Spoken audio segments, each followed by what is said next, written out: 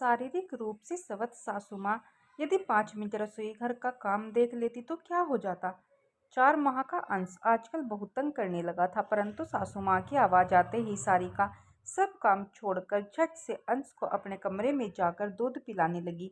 नन्हा सा पेट बस 5-7 मिनट में भर गया और सारिका अंश के संतुष्ट और हंसते चेहरे को अभी निहार ही रही थी कि अचानक सासू माँ विमला कमरे में आकर गुस्से से बोली, अरे वहाँ विवेक को दफ्तर जाने में देर हो रही है और तुम्हें बेटे से खेलने से फुर्सत ही नहीं है।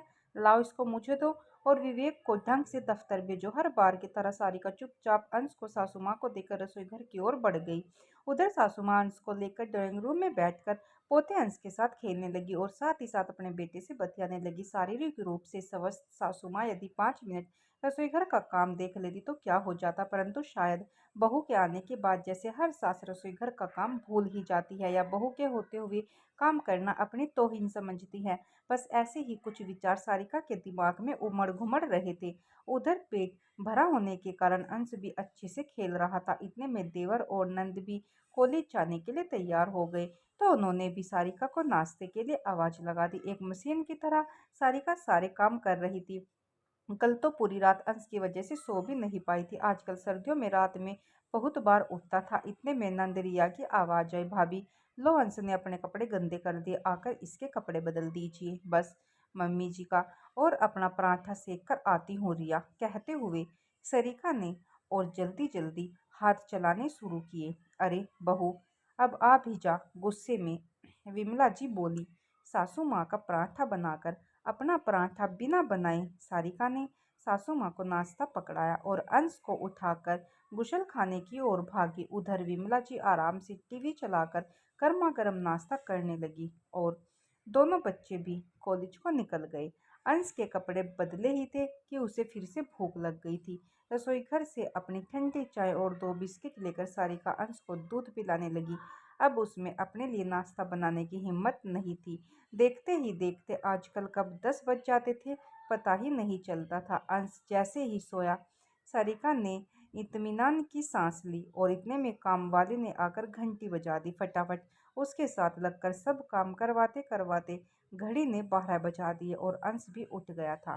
सासू माँ भी मंदिर और अपनी मित्र मंडली से मिलकर घर आ गई थी। चल अब अंश की मालिश करके उसे भी नहला धुलाकर मुझे दे दो, सासू माँ ने आदेश दिया। आधा घंटा अंश की अच्छे से मालिश करके नहलाकर उसको सरिका ने दूध पिलाया ही था कि अंश 2-3 घंटे के लिए सो गया। उसे सासू माँ के पास लेटाकर सारिका खुद घर के बचे हुए कामकाज करने लगी। दोपहर का खाना खाकर 2 घड़ी आराम करने ही लगी थी कि अचानक अंश उठ गया और फिर रोने लगा। बहू देख इसको क्या चाहिए, कहते हुए अंश को विमला ने सारिका को थमा दिया। शाम को भी यही सब कुछ लगा रहा। यह तो हर रोज की ही बात हो गई थी। जब अंश खेलता या हंसता तो तुरंत उसकी गोद में से लेकर परिवार के सभी जन उसको खिलाने लगते, परंतु उसके रोते ही तुरंत अंश को सरिका की गोद में पकड़ा दिया जाता था। रात को जब सब खाना खा रहे थे तो अचानक अंश रो पड़ा। विवेक ने सारिका को उसको थमाते हुए कहा, इसको संभालो, हम लोग आराम से खाना खा ले। आज सारिका के सब्र का बांध टूट गया। 4 महीने से यह सब कुछ चुपचाप देख रही थी। गुस्से में बोली, एक बात बताइए, क्या सिर्फ रोते हुए बच्चे पर ही माँ का हक होता है?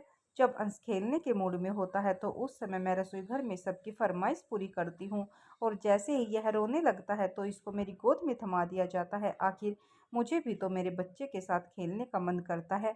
ऐसा कब तक चलेगा? मैं सोच रही हूँ कुछ दिन के लिए माँ के घर रह कर आती हूँ, क्योंकि यहाँ पर तो मुझे मेरे बच्चे के साथ समय बिताने का मौका ही नहीं मिलता और मैं उसके बचपन को जी भी नहीं पा रही हूँ। सारिका की बात ने विवेक को भी हिलाकर रख दिया था और विमला जी की भी आंखें नीची थी। मन ही मन सोच रही थी कि बहू कह तो ठीक ही रही है, इसीलिए पहली बार उसने बहू का कोई विरोध नहीं किया। सारिका नम आंखों से अंश को उठाकर चुपचाप अपने कमरे में चली गई। आज सारिका का सवाल विमला और विवेक को पहली बार निरुत्तर कर गया था। तो स्टोरी पसंद आई तो लाइक शेयर और चैनल को सब्सक्राइब जरूर कीजिएगा। धन्यवाद।